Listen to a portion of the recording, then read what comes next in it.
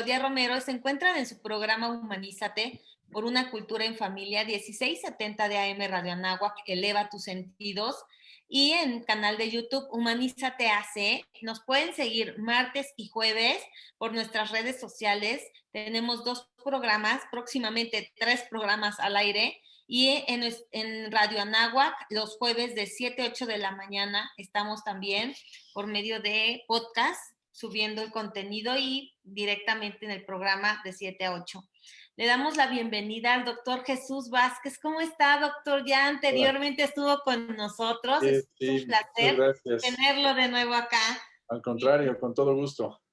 Y está con nosotros la fundación, él representa la Fundación Respira, una Esperanza IAP, la Junta de Asistencia Privada, la JAPEN del Estado de México, fue quien nos vinculó alguna vez, y pues yo me acerco nuevamente a usted, porque ahorita estamos viviendo lamentablemente una situación difícil en el COVID, y entonces dije, vamos a hablarle al doctor, él que sabe tanto de trasplante de pulmón, que debe de estar tan a la mano ahorita toda esta información y todos los pacientes que están llegando, pues quién mejor nos pudiera hablar de estos temas tan difíciles que se viven en las familias de todos los mexicanos, pero no nada más de los mexicanos, en todo el mundo, ¿verdad? Así es que usted nos va a abrir un poquito más el panorama de lo que estamos viviendo, pero antes le voy a presentar a Lore Aguilar y le va a platicar a usted y a todos los que nos están escuchando cuál va a ser la función que va a hacer Lore. Platícales, Lore. Hola Clau, hola doctor y Mau, ¿cómo están? Muchas gracias por otro programa aquí en Humanízate. Y bueno, yo estoy encargada de hacer que los videos estén un poco más interactivos y seguir esta sinergia y platicar con ustedes y que ustedes se sientan parte de esta plática tan interesante que vamos a tener. Entonces, a lo largo del video vamos a tener 2 dinámicas que no se pueden perder. Entonces, pues estén atentos a lo que viene. Claro, y las vamos a estar cambiando, así es que cada mes va a haber dinámicas distintas y muy atractivas para todos ustedes. Si hay algo que ustedes nos puedan aportar y se comuniquen por medio de mensaje, nos digan qué tal les están pareciendo, qué les gustaría que hiciéramos, también nosotros estamos muy accesibles a ello. Y les presento a Mau Vargas, que nos está ayudando en la producción y edición del programa y que también nos va a ayudar a presentar al doctor. Hola Mau, ¿cómo estás? Hola Clau, me encuentro muy bien, muchas gracias. Un saludo a Lore, que también es parte del equipo de Humanízate, y le doy la bienvenida al doctor Jesús Vázquez al programa de Humanízate. Y por último, agradecer a todos los que hoy nos escuchan. Muchas gracias, Mau. Y por favor, ¿nos puedes presentar al doctor Jesús Vázquez y después que nos dé las redes sociales Lore Aguilar para que todos nos sigan? Claro que sí, Clau. El doctor Jesús Vázquez es médico egresado de la Universidad Anáhuac. Es neumólogo egresado del Hospital General, vicepresidente de la Sociedad Mexicana de Neumología y Cirugía de Tórax, y por último, miembro de la Fundación Respira, una Esperanza IAP, la cual se planeó para lograr tener el primer programa de trasplante de pulmón exitoso en México. Muchas gracias, Mau. Lore, si puedes hacer la primera dinámica. Sí, bueno, les comparto también nuestras redes sociales para que sigan todo este contenido. Estamos en Facebook, LinkedIn, YouTube como Humanízate AC, en Spotify estamos como Humanízate y en Twitter e Instagram estamos como Humanízate Radio, para que nos sigan y nos compartan. Y bueno, la primera dinámica, doctor, nos gustaría que nos comentara a todos los que nos están escuchando en 5 palabras. ¿Cómo definiría usted su trabajo? Apasionante, hoy muy rudo, pero aquí estamos. Dio 3. Perfecto. Faltan 2. Muchas gracias. Nos hizo trampa. Pero bueno, eso quiere decir que está súper apasionante 3 veces. Exactamente. ¿Verdad?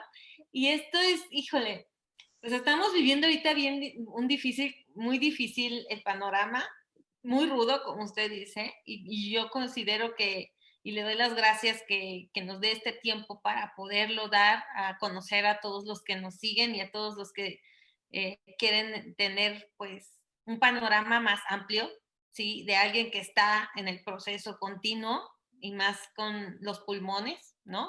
Porque la afectación que da el COVID es en los pulmones directamente. Y, doctor, primero, ¿por qué usted comienza con una fundación, como se llama Respira? ¿Y qué es lo que está pasando con esta fundación en este momento con COVID? Claro, es una casualidad que no buscábamos. La fundación tiene ya algunos años y lo que estamos tratando es como de gestionar todo el camino, como tanto para formar y especializar médicos en trasplante de pulmón, pero principalmente para hacer llegar este procedimiento pues a los mexicanos que lo necesiten, con o sin recursos.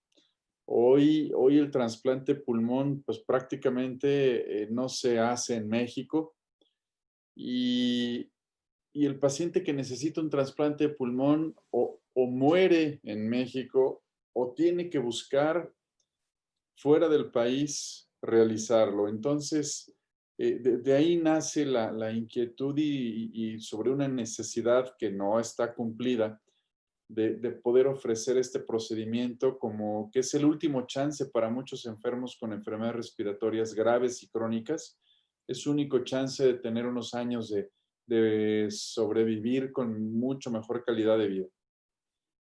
Y bueno, esto que está pasando hoy con el COVID en todo el mundo, efectivamente, ha hecho que muchos enfermos queden con un deterioro muy importante pulmonar y se empieza a trasplantar casi de urgencia a pacientes que sobrevivieron el COVID, pero quedaron con tal daño que no hay manera de retirarles el ventilador, por ejemplo.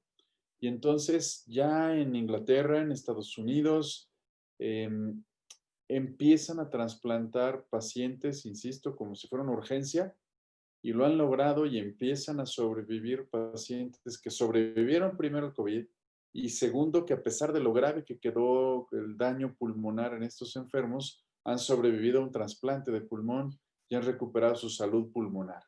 Entonces, probablemente lo que vamos a ver en los siguientes años en todo el mundo son muchos enfermos con deterioro pulmonar, inválidos pulmonares, si pudiéramos usar ese término. Y entonces, bueno, el trasplante o nuevamente no solo para los enfermos que ya lo necesitaban, sino hoy probablemente va a haber más necesidad de lo que ya existía antes. ¿Y cómo está influyendo su institución, su IAP, en este momento para todos aquellos pacientes que la están pasando tan Bueno, en mal? realidad, no de manera directa porque no nos da como fundación para atender pacientes con COVID. Sin embargo, bueno, pues cuando hemos podido hacer orientación a distancia o algunos pacientes que sobrevivieron COVID, que son de bajos recursos, pues también los revisamos y les damos la orientación para que terminen de pasar ese proceso. Tenemos hoy el problema, desafortunadamente, y todo el mundo está pasando lo mismo, y no digamos de manera muy grave en nuestro país, que desafortunadamente ahorita todos los recursos públicos Sí. en investigación respiratoria pues están vertidos a tratar de curar enfermos. Ujú. Y hay una especie, es curioso, porque por un lado parece un bache. El Instituto Nacional de Enfermedades Respiratorias está dedicado al 100% a COVID. Ahorita penosamente no ven tuberculosis, no ven todo lo demás. Pero por otro lado, bueno, pues también se está generando experiencias, se está generando ciencia, se está generando ayuda y asistencia a tantos enfermos que hay pues en todo el país, ¿no? Tanto el sistema público como privado, pues estamos tratando de contener toda esta terrible ola de enfermos que en muchos casos son enfermos muy graves y penosamente, y están ahí los números. Hoy hay más de 70,000 compatriotas que han perdido la vida. Y son compatriotas que pertenecen a una familia y a una sociedad y a un trabajo y a una comunidad y pues más de 70,000 pérdidas humanas. La verdad es que es una tragedia, es una pena lo que nos ha pasado.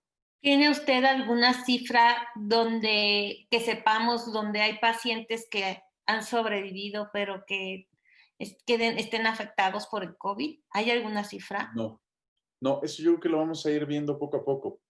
De los enfermos que sobreviven, sí, pero que van a tener que empezar a regresar a los hospitales, a los sistemas de rehabilitación, a usar oxígeno de manera permanente. Eh, pues algunos usan temporalmente silla de ruedas y otros se quedarán en silla de ruedas porque no puedan caminar por falta de aire, pero todavía no hay esa cifra. De hecho, Italia, que fue el país más impactado para empezar, apenas empezamos a conocer algunas poblaciones del norte de Italia, que fue donde fue más rudo, de su número de enfermos, pues qué tan discapacitados quedaron de respiratorio, pero todavía no hay una cifra real porque también es muy variable. Es muy variable. Algunos pacientes han quedado, entre comillas, muy gravemente afectados y se han recuperado afortunadamente, pero a algunos les ha costado mucho más trabajo, ¿no? Ok. Todavía esto que no ha terminado, el COVID sigue. Dicen que, bueno, va a haber vamos a tener una manera de controlarlo a partir de la vacuna, pero todavía no tenemos muy claro qué va a pasar con la vacuna. ¿Nos puede platicar algo sobre esto al respecto? Bueno, la realidad es que ha bajado un poco, pero solo un poco. No suficiente como para que los sistemas descansen, sinceramente. Y el problema es que yo les decía, bueno, cuando me preguntan, oye, ¿tu hospital siguen yendo muchos? Pues no, a lo mejor no muchos como antes, pero con que lleguen 2 graves a la semana nos ponen de cabeza. Y eso sí está pasando, 2 o 3 graves, más los no tan graves, ¿no? La vacuna sin duda será pues la mejor herramienta preventiva para no tener tantos enfermos. El problema es que desarrollar una vacuna es muy, muy, muy complejo. Yo les puedo decir, hablando de medicamentos, la industria farmacéutica de cada 5,000 moléculas que estudia a que lleguen a ser un medicamento pueden pasar en promedio 8 años. Y de 5,000 llega una. ¿Ok? Las vacunas tienen más o menos el mismo proceso de investigación. La verdad es que si en Estados Unidos la vacuna, que probablemente de Astra y pueda estar para noviembre, si es real, es tiempo récord, porque normalmente se tarda mucho más. Pero pues todavía no hay seguridad. Hay una vacuna china en proceso, hay otra, bueno, en desarrollo, otra, la rusa, pero todavía no tenemos suficiente evidencia de cómo viene, cómo va a estar la inmunidad, cada cuánto, todavía no sabemos. Y supongamos, hay otro grave problema, supongamos que Astra calcula poder tener 400 millones de dosis. Esa es la población de Norteamérica. Ujú. Entonces, ¿cuándo va a llegar a México? ¿Quién sabe? Porque después de Norteamérica sigue Inglaterra, Canadá, Suiza, Alemania, en fin. Y después China, Rusia, ¿no? Digamos. Y después nosotros y la India y Brasil.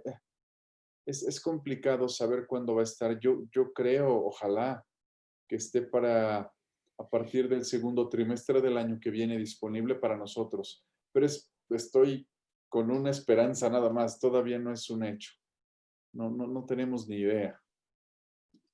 Entonces, el consejo es que nos sigamos cuidando lo más posible. Absolutamente, absolutamente, no hay otra, porque además tampoco hay medicamentos, ojalá.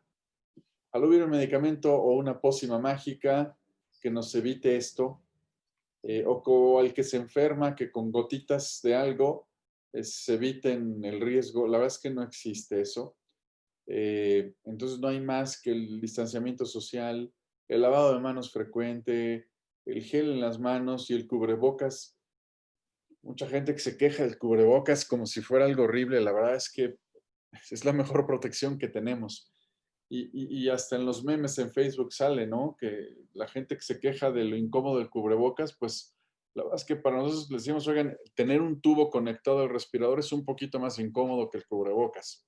Sí. Entonces, yo la verdad es que sí, no tengo duda que eso es lo único que nos puede proteger hasta donde es posible, ¿no? Sí, y aquí me gustaría que mis chicos que están escuchando, si tienen alguna pregunta, comenzamos con Mao, si pueden hacerla, Mao, si tienes alguna duda. Sí, doctor, me interesaría saber por qué es que este procedimiento no se hace en México. Si es alguna cuestión del material que se necesita o de la preparación de los doctores o de las leyes, ¿cuál es la razón por la que no se hace? Sí, yo creo que hay dos, las más importantes, Mauricio. Probablemente la primera es efectivamente el adiestramiento médico. Eh, no es nada fácil hacer el trasplante de pulmón. Es un procedimiento complejo, mucho más que un riñón y que un hígado, que son probablemente, y no digamos córnea, que son como los órganos que se trasplantan con mayor frecuencia en el mundo. El pulmón es mucho más sofisticado y ese adiestramiento requiere eh, pues que un cirujano, en este caso de tórax, o un neumólogo ya formado, ya con experiencia quirúrgica o clínica, además tenga que hacer una especie de posgrado eh, con pacientes, practicando con pacientes en centros donde sí hacen con frecuencia. En Estados Unidos, por ejemplo, un centro avalado para hacer trasplantes tiene que hacer mínimo 35 trasplantes al año. Aquí, aunque hay un centro que está intentando hacer, que es Monterrey, un hospital privado, pues un año donde hicieron más fueron 5 y su promedio de trasplantes al año son 3. Insisto, comparado contra el mínimo que se requiere en Estados Unidos. Los grandes centros en Estados Unidos están haciendo un promedio de 100 al año, que es, por ejemplo, Cleveland Clinic y Yale. Ellos están haciendo 100 al año, que pues casi son 2 a la semana. Entonces, este adiestramiento es complejo y además es costoso para cualquier médico poder estar en Cleveland Clinic. A pesar de que en lo personal tenemos muy buenos contactos, debo mencionar, porque además es un buen amigo, el jefe de cuidados intensivos respiratorios en Cleveland Clinic en Cleveland, es un egresado de la NAWAC. No Y me él, digas. sí, sí, y él y muchos otros médicos, aún que son extranjeros, ya sea norteamericanos o no, siempre han tenido el interés de apoyarnos.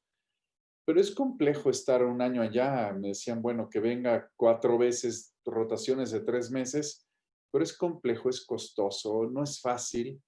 Y tiene que ver con eso, para empezar con el adiestramiento. Y el otro punto es el costo. El costo de un trasplante de pulmón a una institución pública le puede costar alrededor hoy de 1.800.000 pesos. Entonces, los sistemas de salud públicos, pues la verdad es que con 1.800.000 pesos hoy tratan a muchos otros enfermos, por ejemplo, con tuberculosis o, por ejemplo, con neumonías, o hoy, por ejemplo, con COVID, que separar 1.800.000 pesos para un solo paciente porque necesita un trasplante. Y eso es una pena y es como si fuera una discriminación en nuestro país, pero pues tiene que ver con la optimización de recursos y es muy complicado. Sin embargo, hoy penosamente el paciente que necesita un trasplante de pulmón y que se va a Estados Unidos cuesta en promedio $1.000.000. Porque ese paciente se tiene que ir a vivir a Estados Unidos, tiene que esperar su trasplante y además son enfermos con enfermedades graves y terminales. Entonces, si tiene la suerte de recibir un pulmón, bueno, un trasplante de pulmón, pues puede tardar 3 meses, 4 meses o 6 meses, que tiene que vivir enfermo allá. Después viene el trasplante, como tal, lo que cuesta la cirugía y la terapia intensiva, y hay pacientes que en 7, 8 días se van a casa y otros pasan 3 meses en el hospital. Y después recomiendan que el paciente viva por lo menos 6 meses más allá para poder estar haciendo el seguimiento muy cercano de medicamentos, de vigilancia de infecciones, de vacunas, de todo lo que se necesita. Entonces, al paciente, las universidades y las clínicas, los hospitales en Estados Unidos específicamente, al enfermo le dicen, si usted tiene $1 millón de dólares disponible, lo enrolan al programa, lo estudian, si no, ni siquiera lo estudian. Entonces, esta parte de los recursos es muy compleja, pero es una pena que pues, no lo tengamos, porque países como Argentina, Chile y Colombia tienen y nosotros no tenemos, ¿no? Entonces, sí es una pena que no podamos ayudar a estos enfermos, porque además no es para enfermos, yo diría, no nos imaginemos enfermos viejitos o mayores, no, no, no. Por ejemplo, los pacientes que tienen fibrosis quística, la expectativa de vida en México es de 12 años de edad. Es decir, el niño nace con fibrosis quística y muere en promedio a los 12 años. Lo más que se logra aquí en México son 18 años. A ese paciente, si se trasplantara a los 18 años, pues le podríamos ofrecer otros 10, 12, 14 años de buena calidad de vida. Y por cierto, como son pacientes jóvenes, por ejemplo, en España y en Estados Unidos y en Alemania, se les ha hecho ya un segundo trasplante, es decir, el paciente vive hasta los 18, 20, después viene el primer trasplante hasta los 12, 32 años, después viene el segundo trasplante y se le puede ofrecer, vaya, unos buenos años. Y aquí no, aquí el niño o el adolescente muere. Y así hay otras enfermedades, por ejemplo, la fibrosis pulmonar o la hipertensión arterial pulmonar, que puede afectar a población joven previamente sana, aún si no fuman, ¿ok? Y el otro gran grupo es el de los fumadores, que desarrolla penosamente enfisema pulmonar, que se llama EPOC, que esto hoy sabemos que el promedio de diagnóstico del EPOC en México y en el mundo va entre los 58 y los 62 años, es decir, todavía población económicamente activa que quedan postrados con oxígeno y sin ninguna otra posibilidad de mejorar y al contrario se van deteriorando y finalmente mueren. Entonces, sí son grupos de edad variables, pero como verán, pues puede ser población muy joven a la cual pues no le podemos ofrecer más que acompañarlos hasta los años que se pueda, pero la verdad es que es una pena la calidad de vida con la que terminan estos enfermos. Es tristísimo y estamos atados de manos con muchos de estos enfermos. Claro. Lore, ¿tienes alguna pregunta?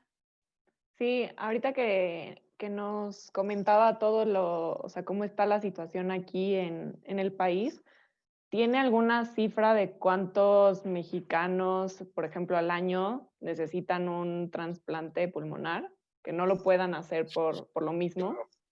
Mira, no existe el número, más bien traspolemos datos. En Estados Unidos se calcula que se necesitan entre 5,000 y 7,000 trasplantes de pulmón. Solamente 3,500 norteamericanos llegan al trasplante de pulmón. El resto muere esperando el trasplante de pulmón. Si nosotros solo comparamos poblaciones, probablemente en México se necesitan, probablemente 500 mexicanos al año necesitan un trasplante de pulmón y mueren los 500 o 499 porque no logran poderse ir a un centro, Estados Unidos o España, a trasplantar. Entonces, 500 mexicanos murieron en condiciones penosísimas y tristísimas sin poderles ofrecer nada. Y eso nada más, un cálculo así como muy al aire, calculando, probablemente son más, pero si solo imaginamos los números norteamericanos contra los nuestros, pues por lo menos 500 mexicanos al año. ¿Y qué necesitamos de manera directa en los mexicanos para poder impulsar primero, no sé, desde la donación de pulmón hasta poder llegar al trasplante? Es interesante esto de la donación, porque mucha gente, oye, pero ¿tienen donadores? Pues sí. De hecho, yo les diría más bien el paciente que hace muerte cerebral y que le dona los riñones y las córneas y el hígado y a veces el corazón, de estos debe haber entre 30 y 50 mexicanos por lo menos al año. ¿ok? Pero eso quiere decir que entre 30 y 50 pares de pulmones se incineraron o se enterraron con la persona que murió. Y no se usó ninguno. O sea, donadores hay, ¿ok? Ahora, lo que se necesita son, bueno, yo veo muchos engranes. Finalmente todo en sociedad funciona así como engranes. Se necesita desde el interés gubernamental, médico, privado y público, se necesita el apoyo directo, real, económico, para poder adiestrar cirujanos y neumólogos, anestesiólogos, incluso personal de enfermería. Y esos son recursos finalmente, ¿no? Porque, insisto, tenemos la apertura y contactos tanto en España como en Estados Unidos y Alemania. Por ejemplo, Alemania, en Hannover hacen 100 trasplantes al año también. Y la verdad es que los amigos allá dicen, ¿cuándo vienes? ¿Cuándo vienen? ¿Cómo te ayudo? Nosotros lo recibimos. E insisto, esto Cleveland Clinic también, cada vez que tengo la suerte de platicar con ellos o verlos en algún evento, siempre es, ¿qué pasó cuando vienen, no? ¿En qué te ayudo? Les conseguimos rotaciones, en fin. El problema tiene que ver mucho con costos también, ¿no? E insisto, desafortunadamente, todo implica recursos y es muy caro. Y no hemos encontrado, la verdad, tampoco a alguien o una empresa fuerte, llámese como se llama, llame una marca de coches o una marca de bebidas o una marca de equipo electrónico que diga, ¿sabes qué? Yo te ayudo y yo tengo recursos y cuánto necesitas. Presupuestos tenemos de todo, pero es decir, a ver, yo puedo pagar lo de 2 médicos para que se vayan a partir de marzo y estén allá 6 meses. Eso no hemos encontrado cómo destaparlo. Estas Seguramente, vinculaciones tan importantes, ¿verdad? sí, caray, sí, porque mucha gente, bueno, a veces hago la broma de, oigan, no nos feliciten, porque mucha gente, oye, qué buen proyecto, qué padre. No sé, de la comunidad judía hemos recibido un par de premios como los, como que estamos impulsando el trasplante. Le digo, no nos den premio, prefiero un chequecito. Falta mucho. Prefiero un cheque de una buena cantidad de dólares, no el premio. Nos han invitado a dar charlas, todo esto, que es interesante y claro que hace falta, ¿no? La cultura del trasplante en nuestro país no es la óptima, pero se puede mejorar. Pero finalmente ese recurso de manera directa. Esto de los trasplantes, por ejemplo, en España, el ciudadano que nace en España, por ley, es donador de órganos. Punto. No hay nada de, oye, ¿a usted le gustaría donar? No, como cree, me quiero ir completo. Eso es rarísimo lo que oímos. Tiene que ver incluso, yo creo que hasta con una revoltura religiosa, lo digo abiertamente así. No, ¿cómo crees? Si Dios me mandó completo, me debo ir completo a la tumba. Estamos un poquito en contra de ese tipo de pensamiento que le impide a otro ser humano recibir un órgano que le da la vida, ¿no? Entonces, aquí en México es muy complejo, de verdad es muy complejo. Hemos tenido muy buenos candidatos a donadores de órganos de todo, y no falta que el hermano, la madre, el padre dice, de ninguna manera. Es también No me diga. sorprendente oír eso, es muy penoso. Qué Ojalá. lamentable.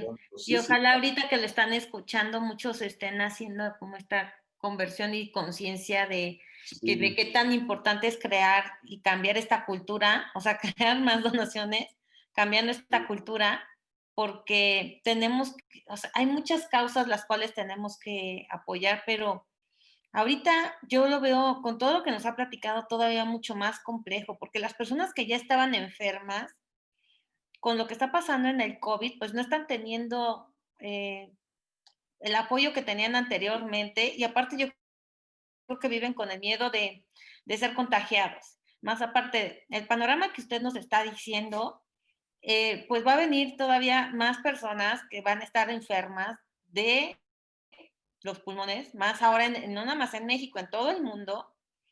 y que creo que también va a ser muy importante que comencemos a hacer algo al respecto, y los que tienen aquellos ingresos y los pueden donar, pues por favor se fijen a este tipo de causas y se acerquen aquí con el doctor. Díganos dónde los pueden localizar también, Sí, dónde se pueden acercar y dónde está su clínica. sí. Bueno, clínica no tenemos. Ok, Ojalá un ojalá. día la tengamos. Ok, No estamos en esa condición todavía, pero bueno, los recursos pueden ser dirigidos a través de la Junta de Asistencia Privada de Estado de México, la JAPEM, y de manera personal, bueno, yo veo pacientes de bajos recursos y todo esto en mi consultorio privado, ¿no? Pero yo les puedo dejar con mucho gusto mi correo sí, electrónico, que es neumodoc, neumo de neumólogo y doc de doctor, neumodoc, todo con ujú, minúsculas, @hotmail.com. Y bueno, también con confianza que hoy esto del COVID genera muchas dudas, muchos miedos y pues también hemos tratado de orientar a la mayor cantidad de pacientes posibles. Sobre todo hay muchos ambulatorios que no necesitan hospital, que los podemos orientar a no tener que ni usar recursos de más, ni entrar en pánico y proteger a sus familias, porque esto también ha sido una pena lo que ha sucedido en un sinfín de hogares en México y en el mundo.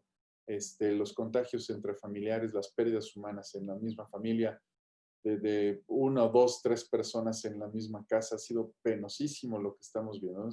Hay unas sí, tragedias por todos lados terribles, ¿no? claro.